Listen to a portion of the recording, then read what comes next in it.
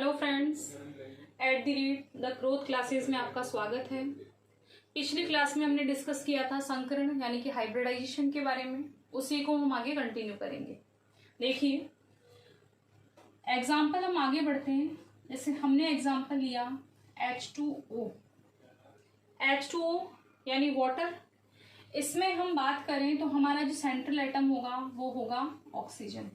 Central atom हमेशा single वाले को मानना है जिस पर अदर एटम जुड़े हुए हों। तो हम जानते हैं कि ऑक्सीजन के बाह्यतम कोश में यानी आउटर शेल में 6 इलेक्ट्रॉन होते हैं। फिर हमने बात की थी कि कितने एटम से वो जुड़ा हुआ है। तो यहाँ दोस्तों कितने एटम से जुड़ा हुआ है? ये 2 एटम से, 2 हाइड्रोजन से।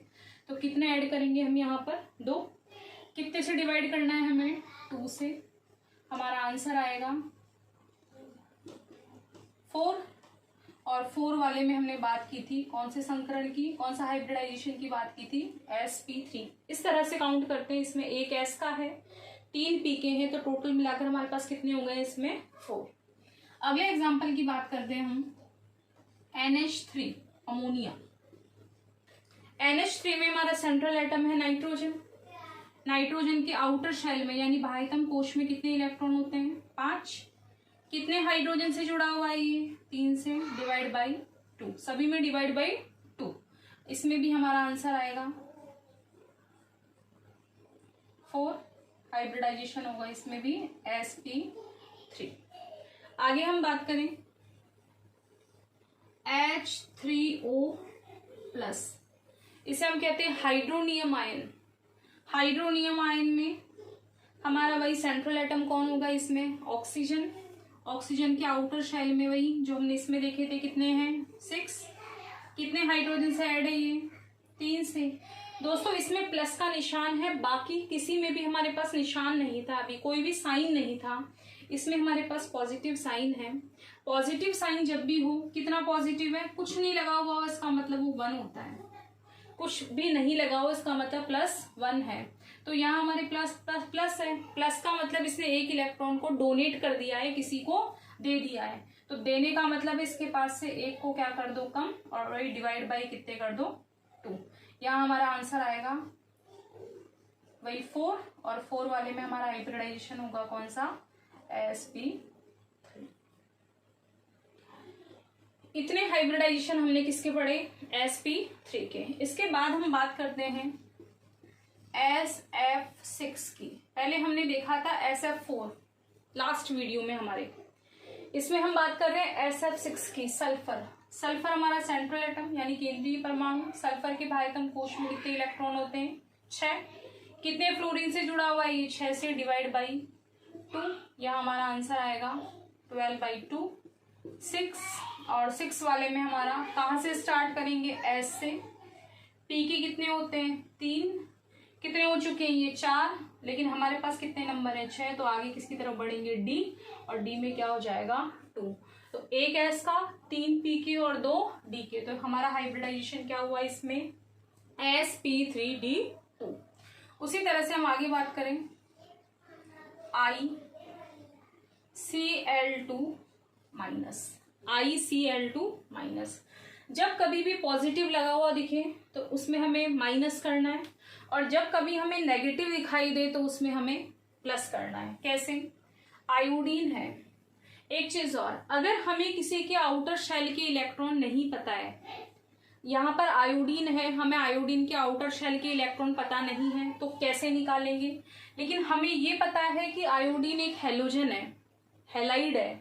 और हैलाइड कौन कौन से होते हैं? फ्लोरीन, क्लोरीन, ब्रोमीन और आयोडीन। अगर हमें फ्लोरीन के पता है, क्योंकि फ्लोरीन 9 नंबर पे आता है, इसमें सभी को पता होगा कि इसके आउटर शेल में कितने इलेक्ट्रॉन होते हैं? 7। तो ऊपर वाले के वर्ग में यानी ऊपर वाले एटम में जितने आउटर शेल में इलेक्ट्रॉन होते हैं उन सभी में नीचे वालों में भी उतने ही होंगे। क्लोरीन के आउटर शेल में भी 7, ब्रोमीन के भी 7 और आयोडीन के भी कितने होंगे? 7। यानी सभी के आउटर शेल में कितने इलेक्ट्रॉन होंगे? 7। तो यदि हमें एक का पता है तो हम किसी का भी निकाल सकते हैं। हमें इसके नंबर पता नहीं है, लेकिन अगर हमें इसके आउटर शेल का पता है तो इसके आउटर शेल का भी पता लग जाएगा।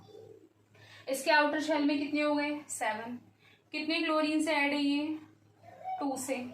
यहाँ माइनस है, तो माइनस में हमें क्या करना है, एक इलेक्ट्रॉन, माइनस का मतलब इसने इलेक्ट्रॉन एक्सेप्ट किया है, ग्रहण किया है।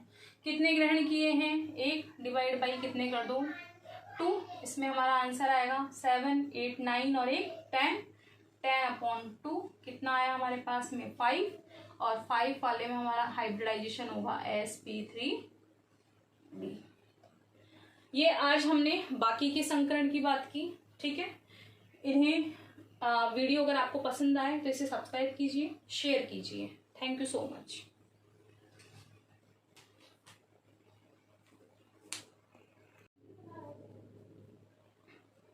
आगे और एग्जाम्पल की हम बात करते हैं। CO2 की हम बात करें, इसमें हमें एक चीज ध्यान में रखनी है, जब कभी भी सेंट्रल एटम के अलावा यदि ऑक्सीजन जुड़ा हुआ हो, ऑक्सीजन एटम हो, तो उसे हमें 0 काउंट करना है। क्या काउंट करना है उसे, 0, 0। ये सिर्फ कौन सी सिचुएशन के लिए है, जिनमें ऑक्सीजन जुड़ा हुआ हो, किस पर, सेंट्रल एटम पर। यहाँ सेंट्रल एटम हमारा ऑक्सीजन नहीं है, सेंट्रल एटम है कार्बन। कार्बन के आउटर शेल में कितने इलेक्ट्रॉन होते हैं, 4। ऑक्सीजन ऐड है तो ऑक्सीजन को हमें इसमें क्या मान के चलना है, 0। ऑक्सीजन में स्पेशली हमें ये चीज ध्यान में रखनी है, डिवाइड बाई 2, यहाँ हमारा आंसर आएगा 4/2, 2 वाले में हमारा हाइब्रिडाइजेशन क्या होता है, sp। उसके बाद हम बात करें SO2, इसमें हम बात करें तो इसमें क्या निकलेगा, देखो, सल्फर के आउटर शेल में कितने इलेक्ट्रॉन, 6। इसमें भी ऑक्सीजन ऐड है तो ऑक्सीजन को क्या मानना है हमें, 0, डिवाइड बाई 2, 6/2, यहाँ हमारे पास आएगा 3 वाले में हाइब्रिडाइजेशन होगा sp2, ठीक है। उसके बाद हम बात करें XeF2, जिनॉन डाईफ्लोराइड की बात करें। अब हमें पता नहीं है, कार्बन सल्फर के छोटे नंबर होते हैं। कार्बन हमारे पास कितने नंबर पे आता है, 6 पर, सल्फर आता है 16 पर, लेकिन जिनॉन का हमें नंबर नहीं पता। कई बच्चों को पता भी होता है, कईयों को नहीं भी पता होता। तो वो जिन्हें नहीं पता वो क्या करेंगे, लेकिन हमें ये पता है कि जिनॉन एक निष्क्रिय गैस है। तो निष्क्रिय गैस है तो इसका हम पूरा ग्रुप ले लें। कहाँ से स्टार्ट होता है निष्क्रिय गैस का, helium, neon, organ, krypton, xenon और रेडॉन। मैंने पहले भी एक एग्जांपल में आपको बताया था हेलोजन वाले में, आज फिर से बता रही हूँ। अगर हमें किसी के आउटर शेल के पता है, सिर्फ हम हीलियम को अगर हम छोड़ दें, क्योंकि हीलियम 2 नंबर पे आता है, इसमें सिर्फ S है, बाकी ये सब कौन से ब्लॉक के हैं हमारे पास में, P ब्लॉक के। ये भी P ब्लॉक का है, लेकिन इसमें लास्ट में कितने हमारे पास, 2। लेकिन इन सभी की बात करें तो इन सभी के आउटर शेल में कितने इलेक्ट्रॉन हैं, 8। तो अगर हमें नियोन और ऑर्गन का पता है, सिर्फ अगर हमें नियोन का भी पता है, तो नियोन के आउटर शेल में कितने, 8। तो इसके नीचे आने वाले जितने भी हैं, यानी इसके ग्रुप में जितने भी एटम है, उन सभी के आउटर शेल में भी कितने इलेक्ट्रॉन होंगे, 8। तो यहाँ हमारा सेंट्रल एटम कौन है, जीनॉन। जीनॉन के आउटर शेल में कितने इलेक्ट्रॉन हुए, 8। कितने फ्लोरीन ऐड हैं, 2, डिवाइड बाई 2, 10/2, यहाँ हमारा हाइब्रिडाइजेशन 5 आएगा। 5 वाले में हाइब्रिडाइजेशन हो जाएगा sp3d।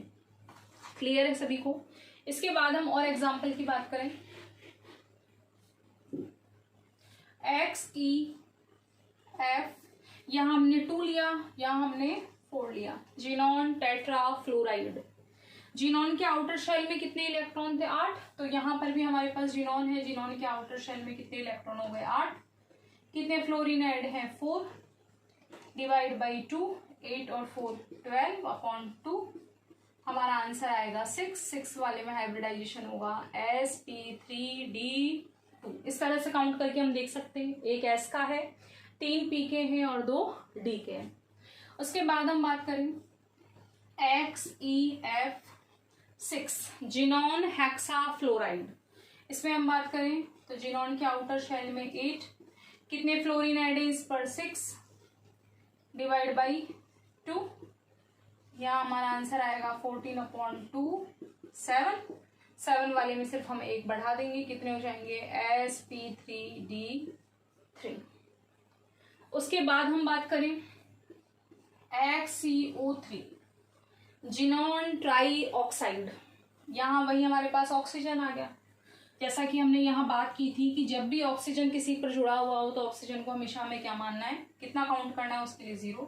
इसमें वही 8 0/2